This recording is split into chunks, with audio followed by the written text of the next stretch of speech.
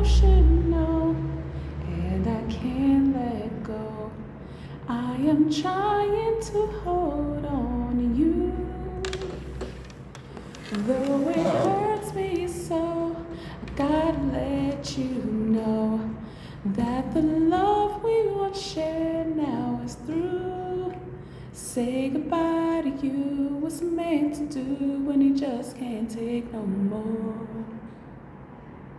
What am I to do when my heart brings me to the door? Now we've tried and tried again, but now this is the end. Tell me what's the use of holding on if we can't be friends? That is the song that is on my mind.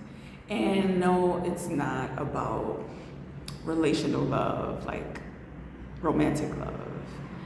For me, it's resonating in the content of,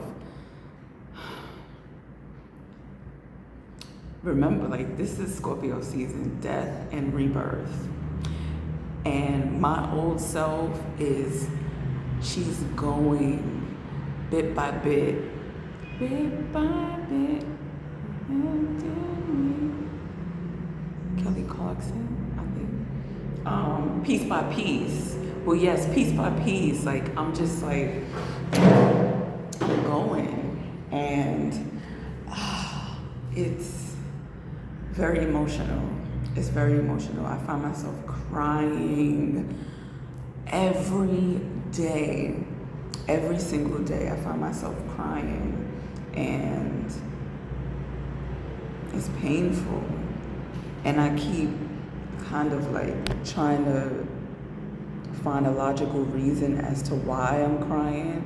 And when I do, I can find one. I mean, we can all find a reason to cry, honestly. Whether you can cry or not, that's a debate. Well, not a debate, but that's a you problem. However, if you do find yourself crying, it is easy to find a reason why you're crying. Not saying that you have a reason, but you can think of something that will be logically understandable to cry. And I found myself doing that. Like, oh, I'm crying because this, I'm crying because of that. And not to negate from the fact that I may or may not be feeling emotions towards things. But this is more so like emotions, my piece fell out. Emotions towards my past. I find that because I've been challenging my physical body with yoga and strengthening exercises and Pilates, I'm releasing stagnant emotions that I can't release on my own without movement. So, because everything cannot be healed the same. That is of significance. Everything cannot be healed the same. And this is a new way of healing for me, actually.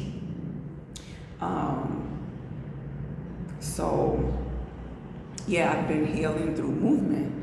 And so now I find myself crying a lot, and I've been consistent. So it's been consistent with me crying. And sometimes I get a little bit annoyed. It's like, oh my God, here I go again. But I just let it happen, even though I may think that, but I let it happen because it needs to be released. I find myself grieving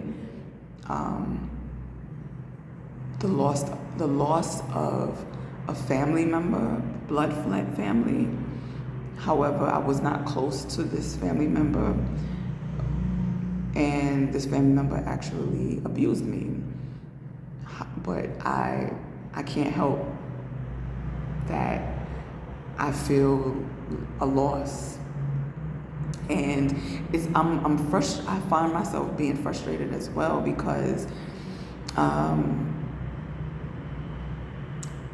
trying to understand why is it that I feel grief for someone that actually abused me. And I do have to remind myself, I love that person. It was my brother. I loved him. Before I repressed the abuse, I loved him. That was my big brother. And even to this day, like, he's still my big brother, although he's no longer on this earthly realm, but he's still my big brother. And I lost him. And not only did I lose him, I lost him to a disease. And I recently stumbled across a picture of him just before he passed online, and it tore me to pieces because I remember him as a healthy.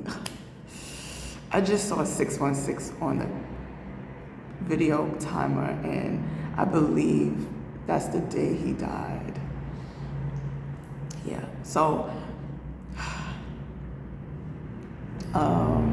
I'm gonna have to do a part 2 to this because this is crazy. Like, his birthday was 10/30. His birthday just passed, and like, this is just ridiculous. Like, it's Scorpio season. He has been reaching out to me so much so much. He's been reaching out to me, and the first time that he reached out to me since his passing, it was through a dream. And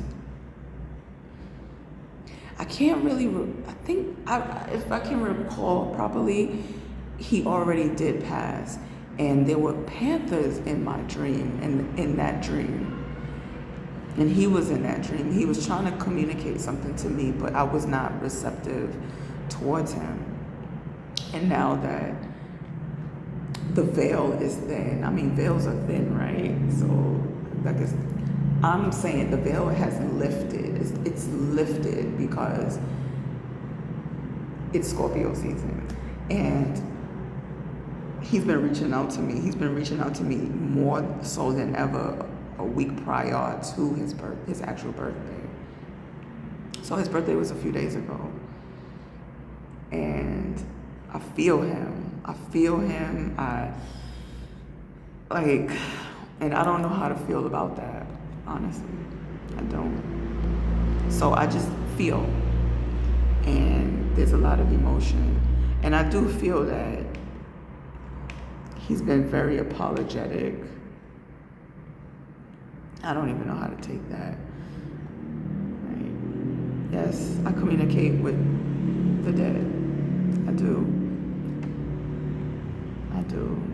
And they reach out to me. And I have every ability to actually tell them, like, no. There's gonna have to be a part 2 because I have some stories about that.